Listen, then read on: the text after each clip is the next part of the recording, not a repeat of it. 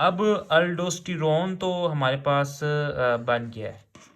अब इसने क्या करना है, इसका साइट ऑफ एक्शन ये है कि ये जो है किडनीज पे जाएगा। ठीक है,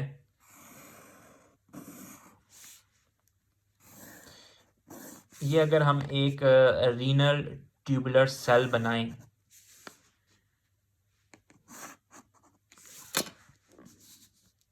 यहाँ पर जो है हम ये लेबल कर लेते हैं, ये रीनल ट्यूबुलर सेल है। यहाँ पर जो है ल्यूमन है, और यहाँ पे जो है इंटरस्टिशियल फ्लूइड है। ठीक है, रीनल इंटरस्टिशियल फ्लूइड। बेसिकली होता क्या है, अल्डोस्टिरोन का यहाँ पे एक साइटोप्लाज्म में अल्डोस्टिरोन जो है यहाँ से इस रीनल ट्यूबुलर सेल, ये जो है ना, जो साइट ऑफ एक्शन है, साइट ऑफ एक्शन है अल्डोस्टिरोन का, वो लेट डिस्टल ट्यूब्यूल पे है, और कलेक्टिंग ट्यूब्यूल के प्रिंसिपल सेल्स पे है। ठीक है, ये इसका अल्डोस्टिरोन का साइट ऑफ एक्शन है। अब अल्डोस्टिरोन का यहाँ पे एक रिसेप्टर होता है जिसे हम कहते हैं मिनरलोकोर्टिकॉइड रिसेप्टर, मिनरलोकोर्टिकोस्टेरॉइड रिसेप्टर। ठीक है, इसको मैं MR से कर रहा हूँ। और अल्डोस्टिरोन जो है जब यहाँ पर आकर लगेगा तो ये रिसेप्टर एक्टिवेट हो जाएगा। अब क्या होगा कि इस सेल के पास न्यूक्लियस होगा जिसमें DNA होगा।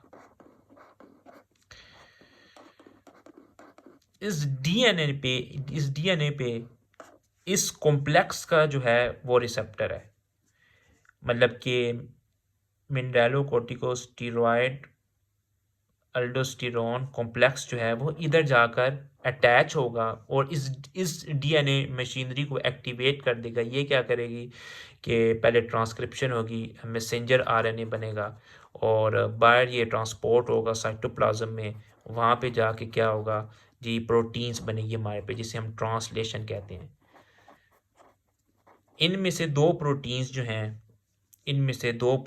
हैं, एक ल्यूमन मेम्ब्रेन पे जाके लगेगी, इसे हम कहते हैं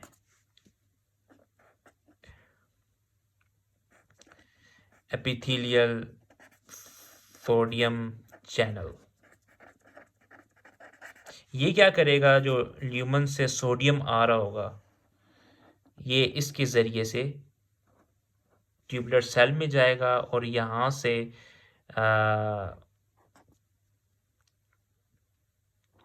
एक प्रोटीन जो है वो इंटरस्टिशियल मतलब कि बेजोलैटरल मेम्ब्रेन पे आके लगेगी, और इसको हम कहते हैं सोडियम पोटाशियम ATPase पंप। तो सोडियम पोटाशियम ATPase पंप का जो मेन रोल है वो ये है कि ये ATP को यूज़ करते हुए सोडियम को बाहर करेगा और पोटाशियम को इन करेगा। तो इस तरह अब सोडियम बाहर जा रहा है तो यहाँ पे लो कंसंट्रेशन हो रही है सोडियम की, तो ल्यूमन से जो सोडियम आ रहा है वो बिकॉज ऑफ जो वो हाई, यहाँ पे सोडियम की हाई कंसंट्रेशन होगी, तो वो जो है सोडियम जो है from high concentration to low concentration आसानी से चला जाएगा। ठीक है, एपिथेलियल सोडियम चैनल के ज़रिए। तो इस तरह की जो ट्रांसपोर्ट मतलब होती है, इसे हम कहते हैं प्राइमरी एक्टिव ट्रांसपोर्ट। ठीक है,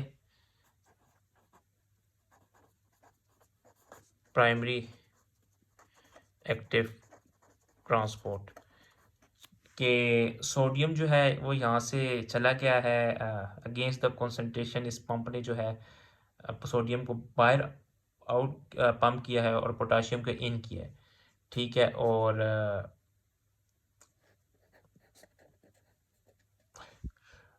एपिथेलियल चैनल सोडियम चैनल के ज़रिए जो है because of from high concentration to low concentration इस तरह सोडियम जाएगा और इंटरस्टिशियल फ्लूइड में के बाद से प्री ट्यूबुलर कैपिलरीज में चला जाएगा।